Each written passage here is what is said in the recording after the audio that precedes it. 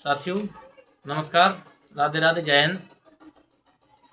आज मैं चर्चा करूंगा नारी सशक्तिकरण पे।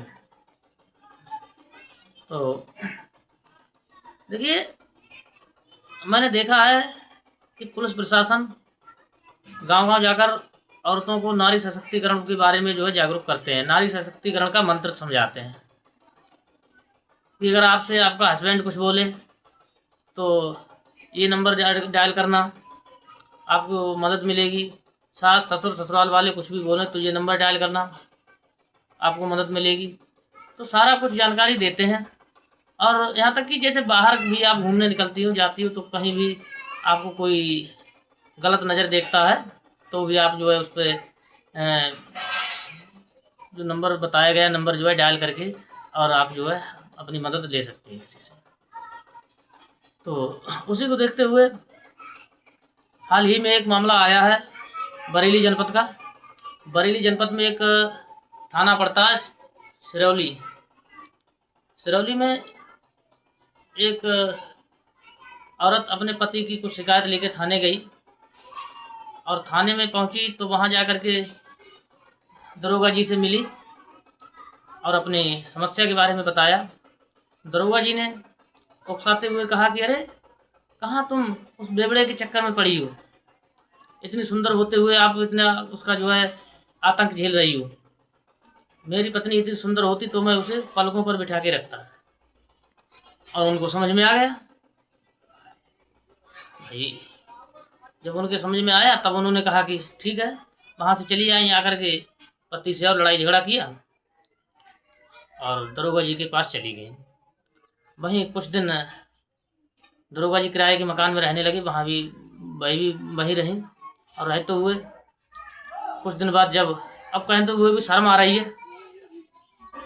तो जब वो प्रेग्नेंट हुई तो जाकर के उन्होंने जब बताया, दरोगा जी को पता लगा, दरोगा जी ने जबरन उनका अबॉर्शन करवा दिए, गर्भपात करवा दिए। अब दरोगा जी के खिलाफ शिकायत लेकर के घूम रही हैं। अब इसमें दरोगा जी निलंबित हुए हैं, सस्पेंड हुए हैं।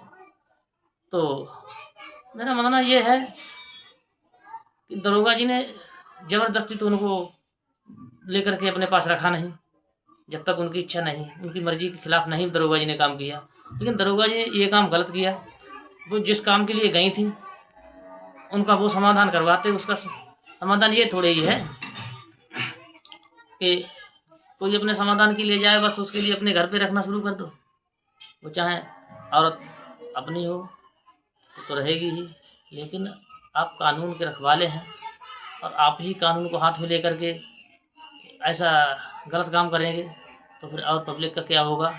इसलिए मैं कहना चाहता हूँ कि जहाँ तक औरतों को ये बात सुनने को मिले और लेडीज़ मेरी बात को देखें और समझें, तो उसका मतलब ये नहीं है नारी सशक्तिकरण का कि आपके लिए जो नंबर बताए गए हैं वो नंबर अपने पति, देवर, जेठ, ससुर, सास यानी परिवार वालों पर ही वो शस्त्र चलाओ। जो शस्त्र आपको दिया गया है, नंबर का शस्त्र रूपी नंबर आपको दिया गया है, वो ये नहीं है कि आप अपने परिवार वालों पर ही चलाओ। अगर आपको ऐसा ही करना था तो फिर वो नंबर, वही सशक्तिकरण का जो मंत्र दिया था, दरोगा जी के पास भी गई आप, तो जब उन्होंने आपको गलत देखा और गलत तरीके से आपको बर्ताव किया आपका साथ में, तो उनके साथ भी में भी वही नंबर डायल करके और उनकी भी शिकायत करते हैं। आखिर आपको दरोगा जी को सस्पेंड तो करवाना पड़ा, वो उसी दिन करवा दिया होता तो ज़्यादा अच्छा रहता, ताकि आपकी इज्जत आबरू बची आती, आपके माँ बाप और सास ससुर की मान सम्मान बना रहता।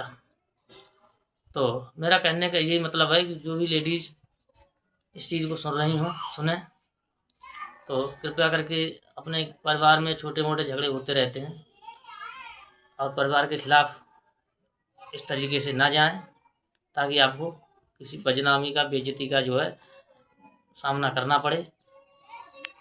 इसी के साथ मैं सब लोगों को राम राम और नमस्ते बोलता हूँ। राधे राधे।